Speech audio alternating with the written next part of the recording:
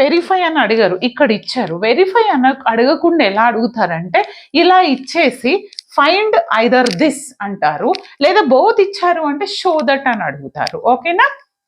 Show that అన్నప్పుడు కొంచెం conversations అవి చాలా రిపీట్ అయినాయి, అవి మన వీడియోస్లో ఉన్నాయి, మళ్ళీ కూడా చేస్తాను మీ కమెంట్స్ని బట్టి.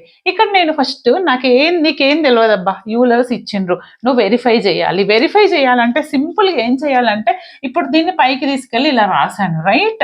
Now check LHS part, result must be equal to RHS అవ్వాలి, అప్పుడు హెన్స్ ఇట్ ఈస్ వెరిఫైడ్ అంటాం, అంతే కదమ్మా. సరే, ఇక్కడ బేసిక్ డిఫరెన్షియేషనే చేస్తా ఈ రెండిట్లో. ఓకే, నౌ ఏంటంట, the given function z is what, ఇలా తీసుకో లేదు ఇలా తీసుకో. ఏం తీసుకుంటున్నాను, x² + xy + y² whole power -1. Is it homogeneous or not? Yes, it is homogeneous. Why? Because